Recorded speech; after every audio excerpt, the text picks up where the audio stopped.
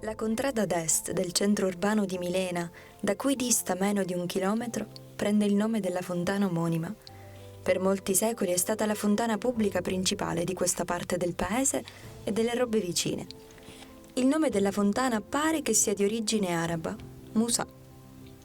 Questa fontana con le terre attigue, il monastero di San Martino delle Scale di Palermo la comprava da Giovanni Luigi Lopresti per la somma di 490 ons, il 30 agosto 1601.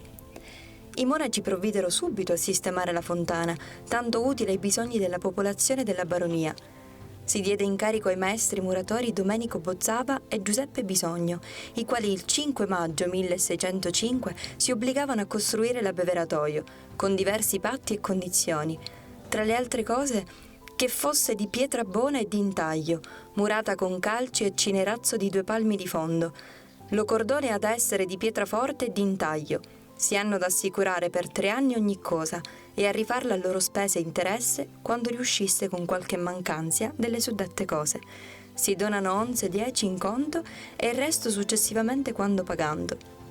All'abbeveratoio era stato costruito anche un lavatoio, necessario ai bisogni della popolazione di San Martino e a quella delle robbe vicine.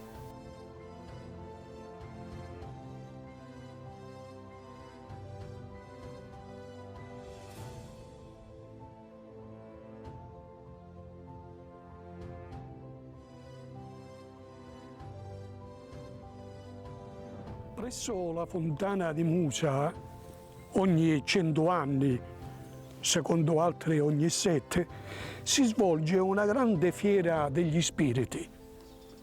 Costoro convergono ad ogni parte della valle e danno vita alla fiera stessa, con inizio poco prima della mezzanotte.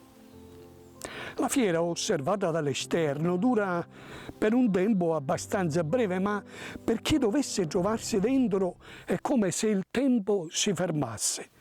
La Valle di Musa si illumina a giorno e a ogni parte compaiono baracche di ogni sorta, venditori ambulanti che vanno girando per la fiera, giocolieri con ogni specie che rallegrano la festa. Gente che gira ammirati per quel ben di Dio che vede esposto in ogni dove. Ai margini della pollata, mandrii di buoi, di pecore, pastori, bovari, pronti a vendere, che discutono, gridano, si scaldano ed elogiano la loro merce, come del resto fanno tutti i mercanti. Se una persona dovesse trovarsi in mezzo alla fiera, per puro caso, con poco denaro potrebbe comprare qualsiasi cosa gli aggrada, per avere alla fine la sorpresa di vedere trasformata la merce comprata in oro zecchino. Trascorso il tempo della fiera, tutte le luci si spengono, cessa ogni rumore nella vallata e torna il profondo silenzio della notte, mentre gli spiriti si avviano lentamente presso la vecchia strada che porta alla fattoria di San Martino e di là, attraverso un largo viottolo che porta all'isolato Liuzza, raggiungono una specie di terrazzo naturale e al di sopra del piano di Santa Maria, dove entrano in una grotta semi nascosta da un vico. Si racconta di un contadino che era venuto a Milocca in cerca di lavoro ad abitare alla Robba Farcuna, il villaggio Cavour. La sera, tornato da lavoro, si era informato dove poteva andare ad attingere acqua e gli era stato detto che dietro la collinetta a nord della Robba era la Valle di Musa. Consumata la povera cena, preparò la corrente per il lavoro del giorno seguente, poi andò nella stalla, sellò la mura, caricò le brocche e partì per Musa. Quando ebbe raggiunto la portella di Musa, con sua grande sorpresa vide tutta la valle illuminata a festa.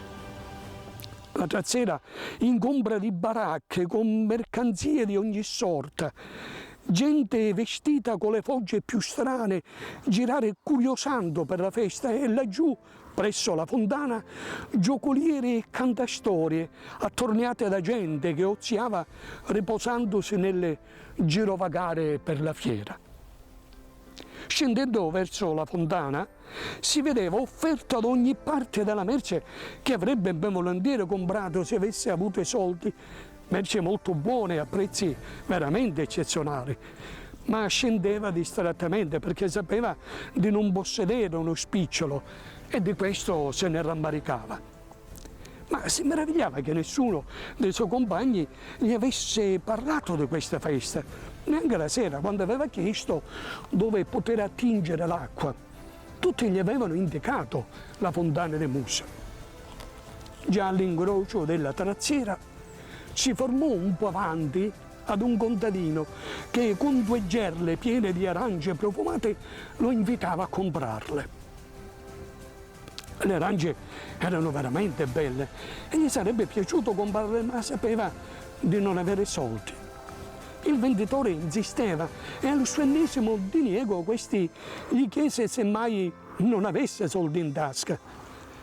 Il venditore lo guardò bene e lo riassicurò che se avesse rovistato nelle sue tasche avrebbe potuto trovarli.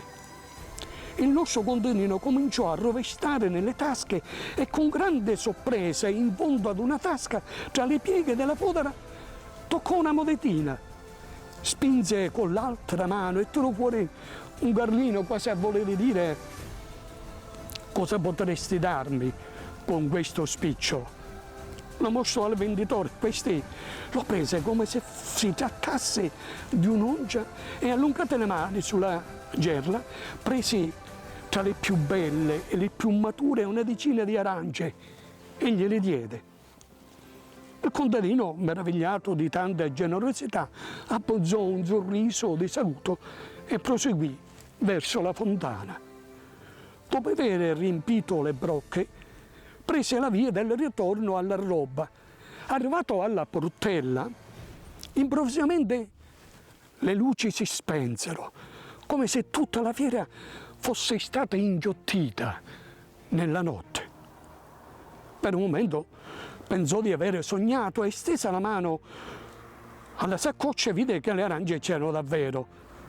Per scacciare dalla mente questo strano fatto, allungò una mano dentro la saccoccia, ne prese una e cominciò a sbucciarla. Stava per mangiarla quando pensò che forse era meglio conservarla per companatico, dato che al lavoro aveva solo il pane. Rimise l'arancia nella saccoccia e ritornò a casa. Ripostò le brocche, portò la mula alla stalla e andò a dormire. L'indomani si alzò di buon mattino, mise il pane nella saccoccia del lavoro e, mentre stava prendendo l'arancia sbucciata la sera precedente, con sorpresa sentì le arance dure come pietre. Ne prese una e si accorse che era molto pesante. La tirò fuori e, meraviglia, era d'oro. Subito tirò tutte e pose sul tavolo. Il riflesso del luccichio dell'oro si rifletteva nei suoi occhi stupefatti. Si ricordò delle bucce che aveva gettato dietro il muretto, chiuse la porta di casa e andò svelto e le trovò grazie ai primi raggi del sole. Da allora però nessun altro ha avuto la fortuna di vedere la fiera di Musa. E per quanto molti ne abbiano sempre parlato e forse desiderato una simile avventura,